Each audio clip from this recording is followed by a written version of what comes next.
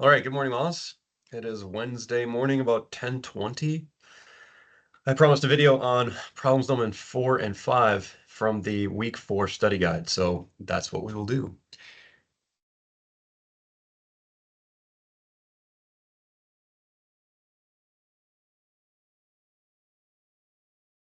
Okay, here we are.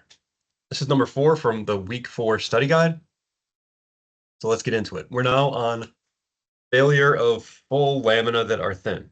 All right, so no longer are we doing individual micromechanical failure models, but now we've got full lamina, thin lamina, and we're loading them either on axis or off axis and trying to determine how they will fail or not. So using failure criteria now.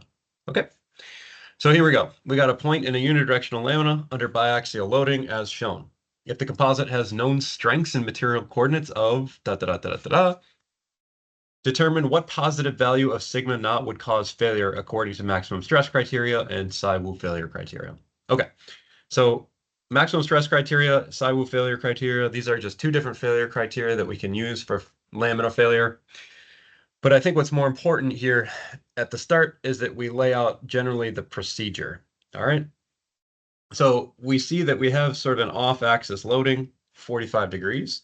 So here's an XY coordinate system that aligns with like the actual specimen, the square specimen. And then we have the one and what would be the two axes, which are aligned with the principal material directions, right? The direction of the fiber, right? So there's an alignment mismatch here of 45 degrees between the x-axis and the y-axis. Right? So that's that. The general procedure here is that we need to the stress vector in 1, 2, 3 coordinates or 1, 2 coordinates, and then plug in to failure criteria. All right. So let's do that. First, what is our stress in the 1, 2 coordinate system? That's what we want. We're given stress in like an XY coordinate system, right? We're told that the stress in the X direction is 2 sigma naught. The stress in the Y direction is negative sigma naught. So if we arrange this into a 3x3 vector, you'll have something like the stress in the XY coordinate system.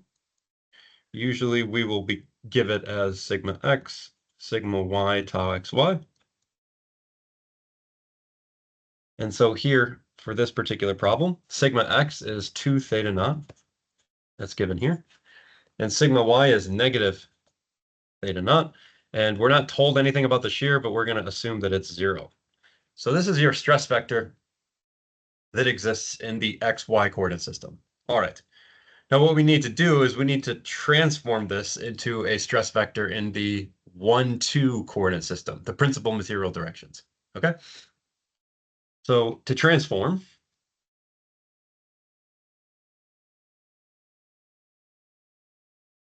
we need this in the 1, 2 coordinate system because that's what the failure envelopes or the failure criteria use. So, okay, we can do that. We simply use transformation matrices. Okay, so stress in the 1, 2 coordinate system is just a transformation matrix T times this stress in the XY. Right? The transformation matrix T, just as a reminder, this is in your equation sheet, but it looks something like m squared n squared 2mn n squared m squared negative 2mn, and then we have negative mn and m squared minus n squared, where m is cosine theta. Here theta is 45 degrees, n is sine theta. Again, theta is 45 degrees. Okay, so that's all that. If you work this out, you can calculate this T matrix. It's just m's and n's. You know the stress matrix sigma xy, and you know it in terms of sigma naught. So you can work through this, and you will find that the stress in the 1, 2 coordinate system is going to be here I'll just make it in a vector form. Sigma naught on 2.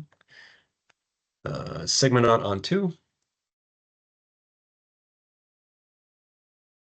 And then negative 3 sigma naught on 2.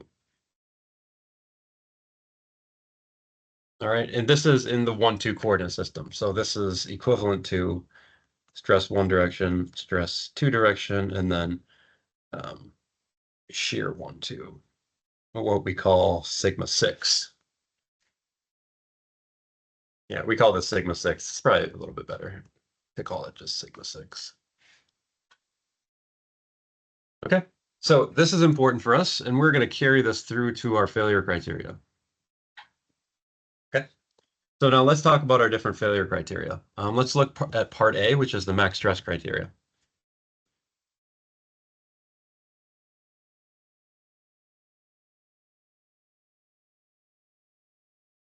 Okay.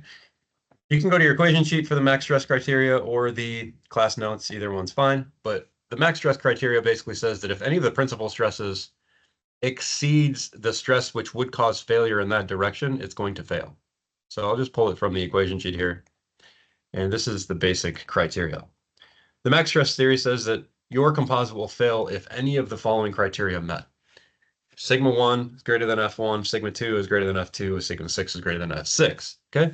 So we need to know, well, what's sigma 1, what's F1, what's sigma 2, what's F2, what's sigma 6, what's F6, right? Now, the problem originally says determine what positive value of sigma naught. So we can assume that sigma naught is greater than 0.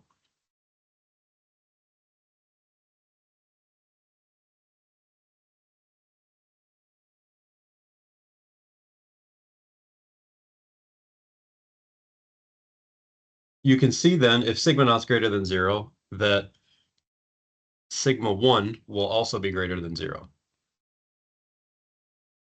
So that's nice to know. Sigma naught greater than 0, then sigma 2 is greater than 0. That's useful to know. And sigma 6 will be less than 0. All right, we can see that if sigma naught is positive, then sigma 6 will be less than 0. Okay, so that's useful because we're going to need to use that information when it comes to our failure criteria. Right? Now, we're given failure strengths of the composite.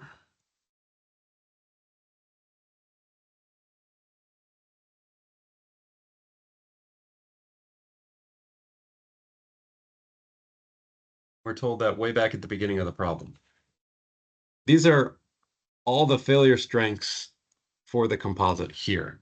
Okay, so here we see F1T equals 2 F1C equals 20 F2C equals 25 F6 equals 1200. All right. So what you're going to do is compare F1T to 1200 MPa. Okay, so you can see here that failure strengths F1T is 1200 MPa. Next, you see 2 F1C is 1200 MPa. So that means F1C is 600.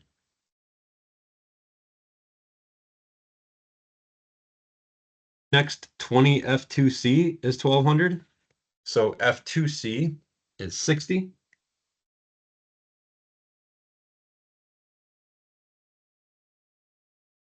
F5 F6 is 1200.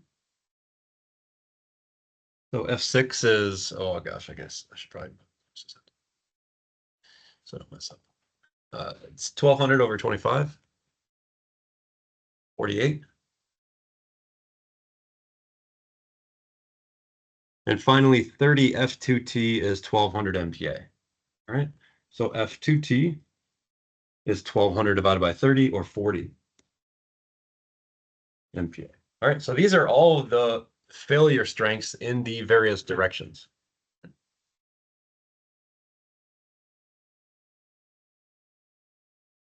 Now let's go back down to our max stress theory. It says that if sigma 1 is greater than F1, we're going to fail. So let's take a look at that.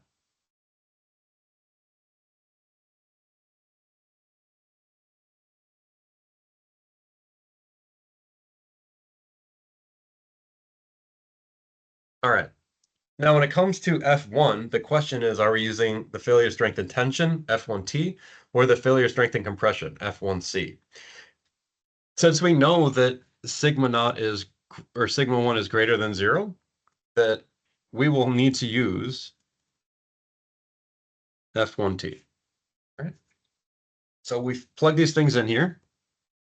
Sigma 1, we go back up and we'll look at what sigma 1 is. Sigma 1 is sigma naught on 2.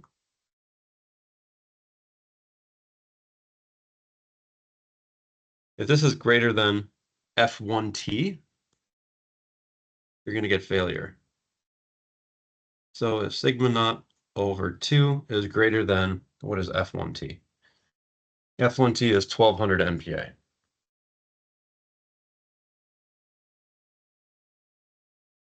You would fail. So sigma naught is greater than or equal to 2400 MPa. You would fail. That is the criteria according to this first situation, sigma 1 greater than F1.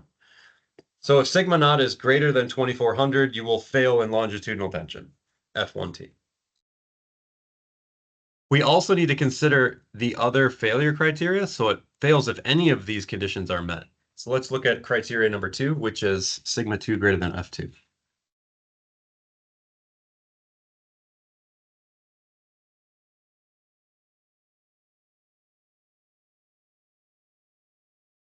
Sigma 2, again, is sigma naught over 2. It's the same as sigma 1.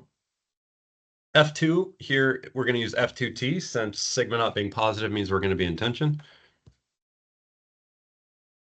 So this means if sigma naught on 2 is greater than or equal to, what is F2T? F2T is 40 MPa.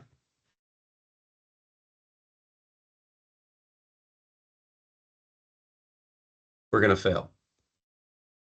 So if sigma naught, according to this criteria, is greater than or equal to 80 MPa, then we fail. Okay? This would tell you that the applied stress sigma naught being 80 MPa would cause failure in the two-direction in tension. That's way below this 2400. So what that means is it would fail in the two-direction in tension way before you got to failing in the one-direction in tension. Okay? So right now, this is still here, this is our governing stress value that would cause failure. This one up here, it's never going to get to 2400 MPa because it will fail in the two direction at 80 MPa. Okay? So we're still looking at 80 MPa as the possible failure stress. We have one more criteria that we need to look at, and that is the F6 criteria. So if the absolute value of sigma 6 is greater than F6, then we will fail. So last one we need to look at.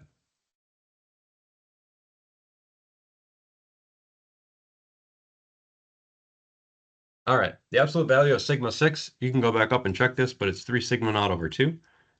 If this is greater than or equal to F6, let's go back up and look at F6. F6 is 48 MPa.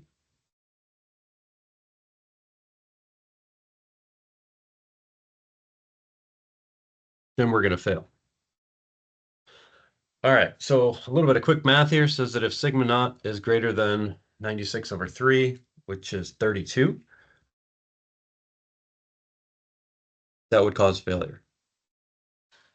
All right, so looking at these three different values, here, sigma naught greater than 2400 MPa, you would fail. Here, sigma naught greater than MPa, 80 MPa, you would fail. And this third criteria, it says if sigma naught is greater than 32 MPa, you would fail. We want to take the lowest value of these three because the composite's going to fail when that sigma naught reaches the lowest value. Once you apply 32 MPa of sigma naught, this is going to fail in the 6th direction, right? So this is the governing value.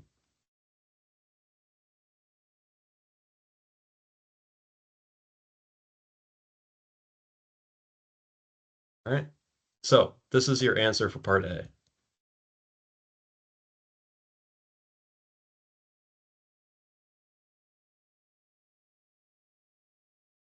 That's your part A answer. Let's continue on. Let's look at part B, the Psi Wu failure criteria. This one is computationally intense. It's probably not one that we're going to be able to do by hand, but let's take a look at it and let's set it up anyway. All right.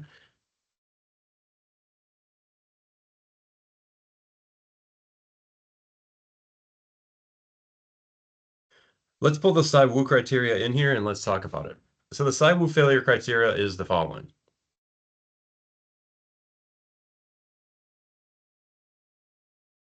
Okay, I guess that went to Narnia. But let's bring it back. All right. Here's the Sai-Wu failure criteria. Script F1 times sigma 1 plus script F2 sigma 2 plus script F11 times sigma 1 squared plus script F22 times sigma 2 squared plus script F66 times sigma 6 squared plus 2 script F12 sigma 1 sigma 2 greater than 1. Yikes. Where this is script F1, F2, script F11, script F12, script F22, and script F6. Yikes, yikes, yikes. That is a lot of calculation. But we have everything, okay? We actually have all of these things. You go back up to the beginning of the problem, we have our failure stress values, right? We have all of these. So we can calculate all of the script F values. These are all calculatable. Okay. So we can assume that we have all of these things. We can assume that we can calculate all of these. These are all known values. They're just numbers, all right, based on the failure criteria. So we know all of those things. The only thing you really have to do here is say, all right, we know that the stress in the 1-2 coordinate system, we already kind of looked at this previously, is sigma naught over 2, sigma naught over 2, and -3 sigma naught over 2 for sigma 1, sigma 2, sigma 6. Okay, so what you have to do here is anywhere that you see a sigma 1, you plug in sigma naught over 2. Anywhere that you see a sigma 2, you plug in sigma naught over 2. Anywhere you see a sigma 6, you plug in a -3 sigma naught over 2. And what you're going to end up with is you're going to end up with a pretty complicated equation here that has a bunch of numbers in it.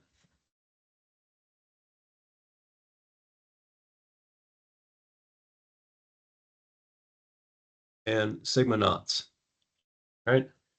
So you're going to get a sigma naught in here, and here, and here, and here, and here, and in here. The rest is just numbers. So what that means is you can just solve for sigma naught directly.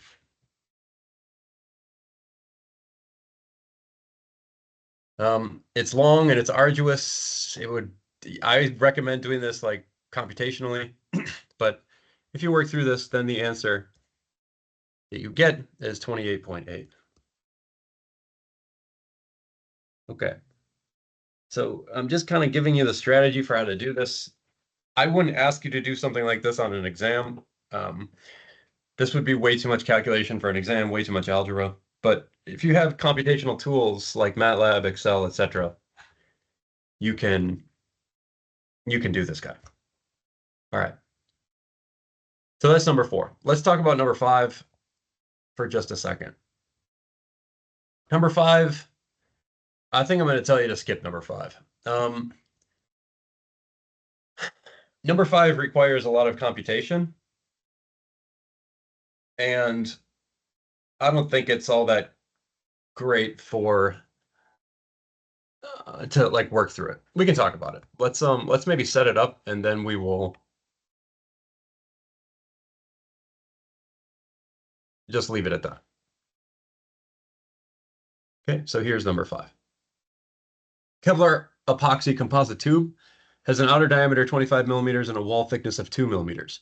A torque of 200 newton meters applied, while an axial tensile load of 8 kilonewtons is also applied.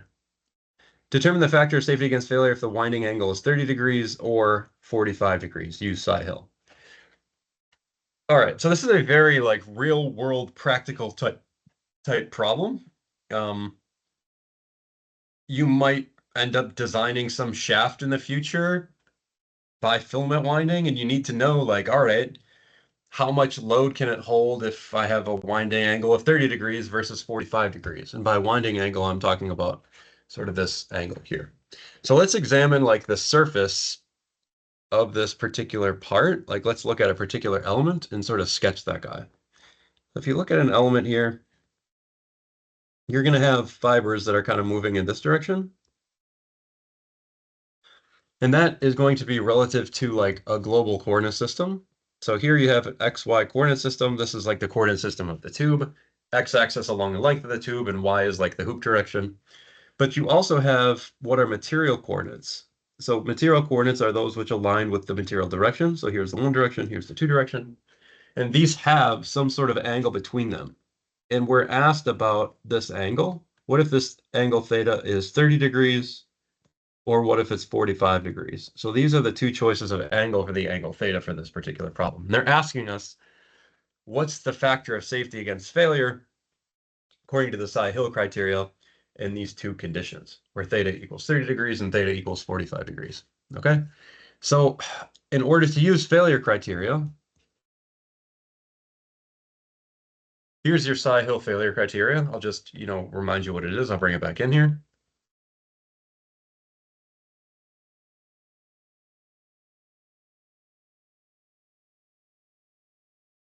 It looks something like this.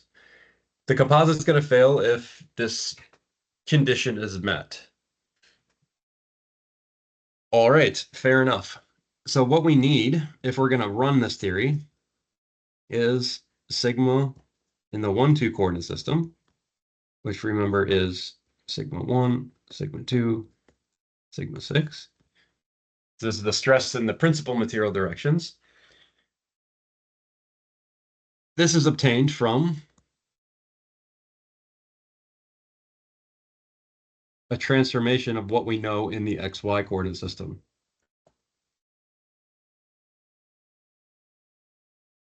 Okay, now what is the stress in the XY coordinate system? Well, that is some of the difficulty, again, associated with this problem. It goes back to some elementary sort of mechanics of materials stuff.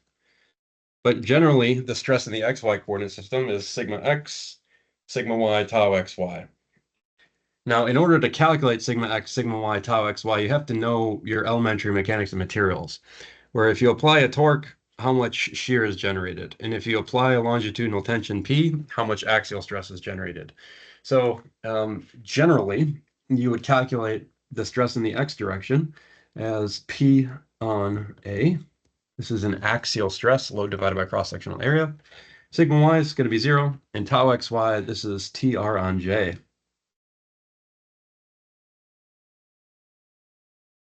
This is information from kind of a elementary mechanics and materials class, right? This is axial stress. And this is shear stress from torsion.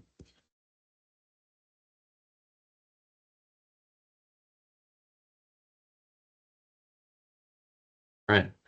So you could actually calculate this. You could work through this. Sigma xy, this is P on A, the load. If you scroll back up, we're told the load is 8 kilonewtons right here. This P is 8 kilonewtons. Gosh. That's the axial load. The torque is 200 Newton meters. The outer diameter is 25 millimeters, and there's a wall thickness of 2 millimeters. Okay. So load divided by cross-sectional area, this is 8 kilonewtons over the cross-sectional area, 25 millimeter outer diameter, 2 millimeter wall thickness. So this is going to be pi on 4 outer diameter minus inner diameter squared, 25 millimeters squared minus 21 millimeters squared. Okay. That is your axial stress in this case. The stress in the y direction is 0. And the torque TR on J, we're told that the torque on this particular guy is 200 Newton meters. All right. So 200 Newton meters. That's the torque. R, the radius, is going to be 12.5 millimeters to the outer edge. And then the polar moment of inertia is pi on 32, outer diameter squared minus outer diameter to the fourth minus inner diameter to the fourth. So 25 millimeters to the fourth minus 21 millimeters to the fourth. And that is your calculation for the shear stress. Yikes. That's a lot. No doubt about it. But if you work through this, you will get a stress vector in XY coordinates of 55.4, 0, and 130 MPa.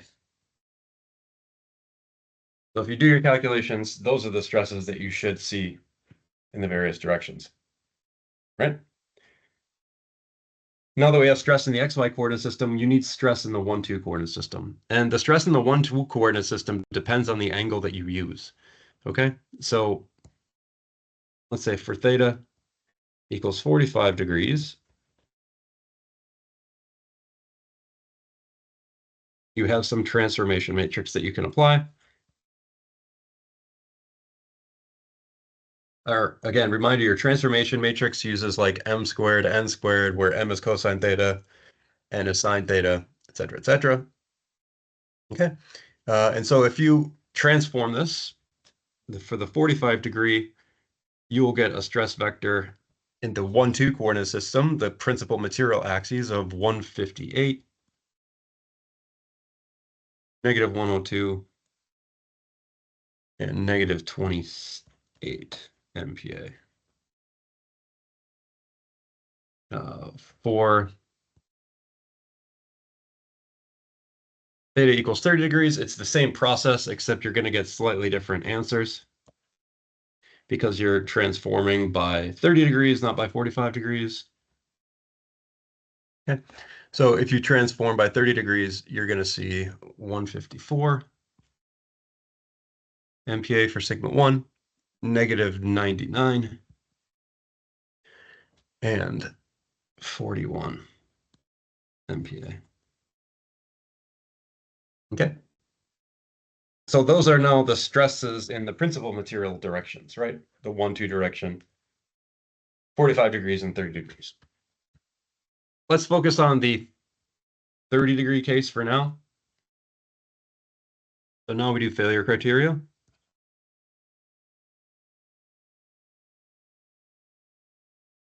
And that is our Tsai-Hill failure criteria.